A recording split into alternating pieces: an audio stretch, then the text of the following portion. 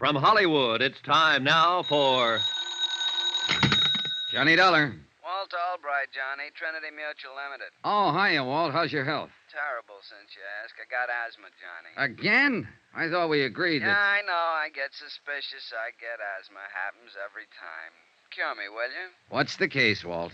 Man named Eddie Caylin, Caylin, out in Los Angeles, died yesterday. $5,000 policy, double indemnity. What did he die of? Mysterious circumstances. Well, that's usually a fatal disease, all right, That's it, Johnny. That's all I know. Mysterious circumstances. The body was identified by the widow. I see. Our salesman out there can probably help you. He issued the policy only 6 weeks ago at the request of the widow. Uh-huh. 6 weeks, 1 premium paid, check signed by the widow. Hey, tell me something. Would the beneficiary happen to be... That's right, the widow. Oh, this asthma's killing me, Johnny. You got to do something about it. All right, Walt. Just call me doctor.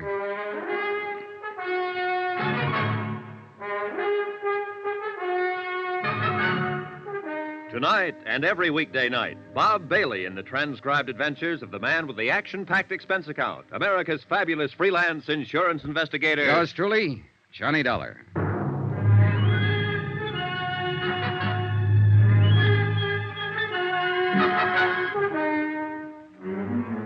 Expense account submitted by Special Investigator Johnny Dollar to the Home Office, Trinity Mutual Insurance Company Limited, Hartford, Connecticut. The following is an accounting of expenditures during my investigation of the Caylin matter.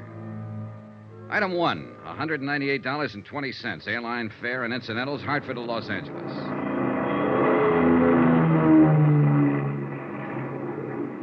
I hadn't arranged for anybody to meet me when I arrived at L.A., so I picked up my bags and headed for the taxi stand. Mr. Dollar, please. Wait a second. He was a small man, nervous and fluttery, with a shiny pink nose and a face like a little white rabbit. I was watching for you out on the ramp, but somehow you must have slipped by. And you are Mr. Dollar, aren't you? Yes, I'm Johnny Dollar, but I don't think I... Welch. Presley Welch. I'm the... Oh, yes, you're the district salesman here for Trinity Mutual. That's right. Well, how are you, Mr. Welch? Well, I'm out of breath at the moment. From running, you understand. You see, I'm troubled occasionally by asthma. You too? Oh, do you have asthma, Mr. Dollar? No, it's a friend of mine in Hartford. Oh, Oh, well, you don't say. Yes, in fact, I came out here just to cure it for him. Out here? Oh, this is the worst place you could have come. Oh, you see, the smog here is so... Oh, no, I do believe you're joshing. I guess I am at that. Come on, let's add to my expense account with a cup of coffee. Oh, do you really think we should? Oh, why not? Let's be daring. All right, let's. I always say if the company can't afford it... If Presley Welch sold insurance the way he answered questions, it was amazing that he hadn't starved to death years ago. He skidded around the field, flip-flopped overhead, and buzzed the tower, all verbally, of course, and for 15 minutes he didn't touch a wheel to the ground. But when he did finally land, he came in with a swoop. I do hope you'll accept my apologies, Mr. Dollar, for causing all this trouble, because the whole thing is my fault, of course. Oh, I don't see how, unless you murdered Eddie Caylin. Why, I scarcely knew him. A perfect alibi. Oh, no. You misunderstand. Well, I'm just joshing. What I meant was, I wrote the policy, and I knew better right when I did it. Oh? What do you mean? Well, Mr. Caylin was quite facetious about the whole procedure. When I tried to point out the retirement security factors in our multiple endowment plan, he actually laughed. You don't say. Yes. He said all the security he'd asked for was 2 aces up and 1 for the kicker.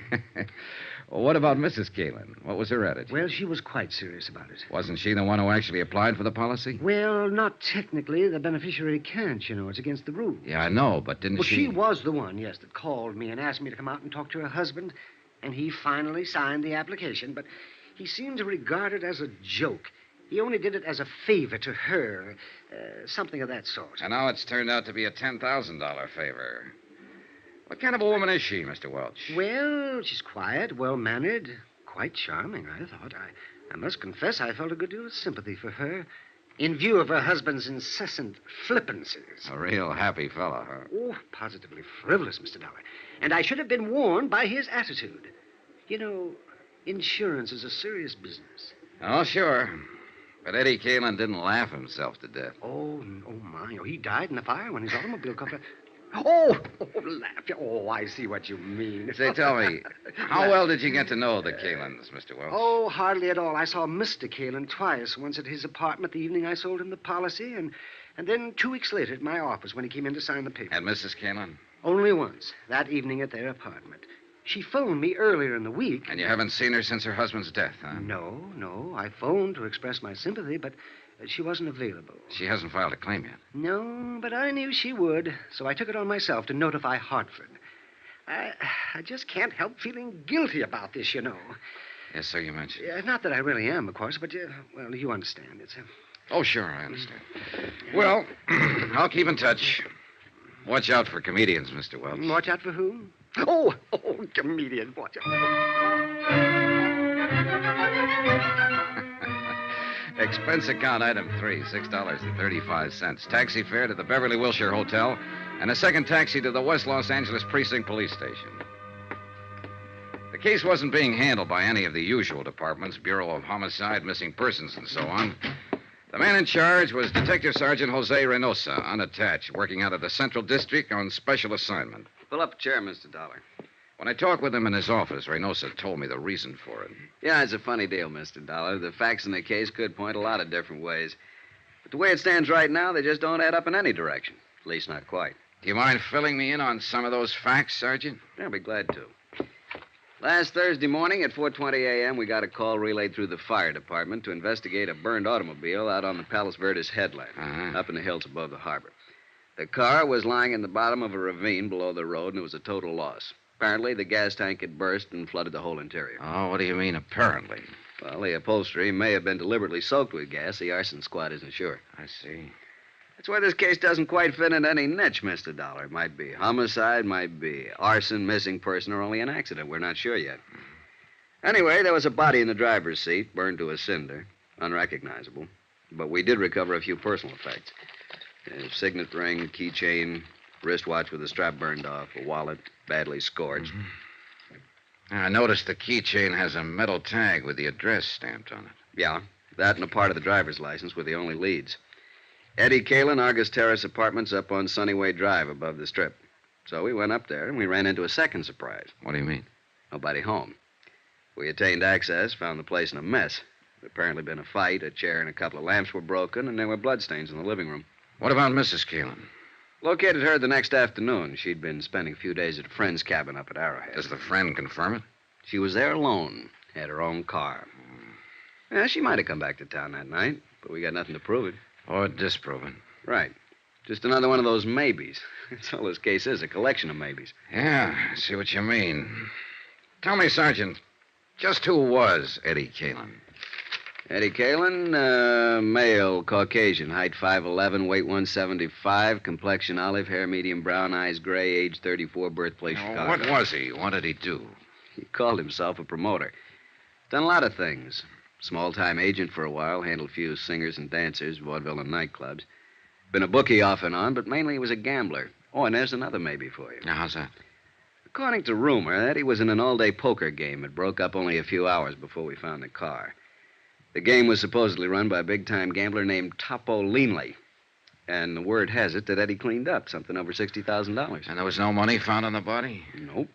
Have you talked to this Topo? Sternly. We had him in here for 4 hours this morning. He never heard of Eddie Caylin. Wouldn't know a poker deck if he saw one. Spends all his spare time raising petunias and driving his dear old mother to church. Like that, huh? Like that. So there's another one for you.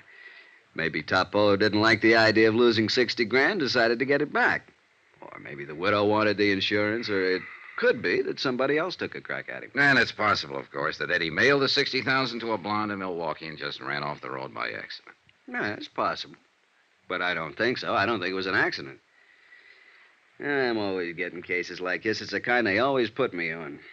Officially, it's because I'm a college man and majored in criminology, but actually, it's because I'm a Latin, Mexican ancestry, and they know I get certain feelings about a case, hunches. Oh?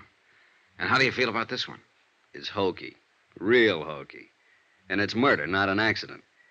But beyond that, quien sabe. Why don't you poke into it a little, see what you can find? Then maybe we can talk it out some more over a bottle of Muscatel. Yeah, good idea. Where can I find Mrs. Caylin? Oh, the widow? Well, that's a good starting point. She's out at their apartment. There's the address. Okay, thanks. Oh, just one other thing, Sergeant Reynosa.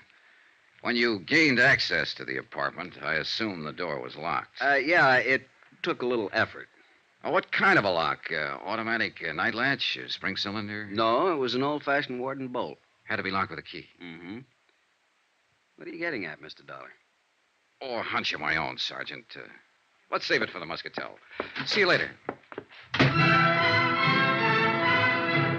Expense account item 4, $2. Taxi to the Caylin apartment in West Hollywood. It was shortly after dusk by now, and the lights were coming on all over the city.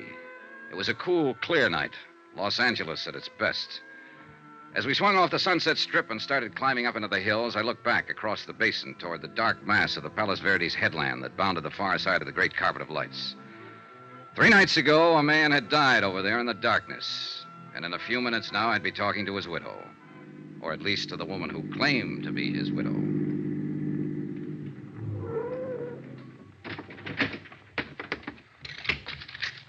Keep the change. The Argus Terrace apartments, like most of them in that section, sprawled up the hillside above the street. 6 or 8 apartments on as many different levels, all opening onto a central patio filled with walks, steps, and banks of tropical plantings. The Caylin's apartment was at the top, and I was still 50 feet from it when the door opened and a man came out and hurried toward me. I stepped back against the shrubbery and waited for him. Good evening, Mr. Welch. Oh, my. Oh, it's you. Your second visit to Mrs. Caylin? Second? Oh, yes. Yes, it is. I imagine you've been notified, too. Notified? Well, yes. I got a wire from the Home Office in Hartford this evening. That's why I'm here. Well, Mrs. Caylin has filed under the double indemnity clause of the policy a claim for $10,000. She has, huh? She hopes it can be paid immediately and without any trouble. Well, I don't like to dash a lady's hopes, Mr. Welch, but I've got news for the widow. News? The claim won't be paid immediately. And before this is over, there's going to be a lot of trouble. Oh? In fact, Mr. Welch, if my hunch is right, this claim is not going to be paid at all.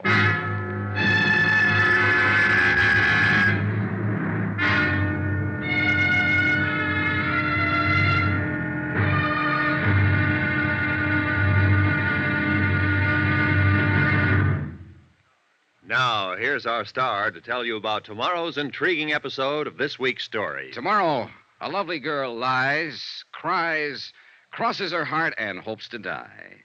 And a killer fires from the dark. Join us, won't you? Yours truly, Johnny Dollar.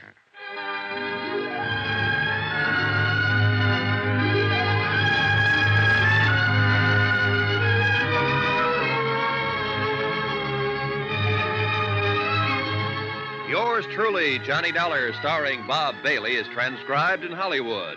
Written by Les Crutchfield, it is produced and directed by Jack Johnstone. Be sure to join us tomorrow night, same time and station, for the next exciting episode of Yours truly, Johnny Dollar. Roy Rowan speaking.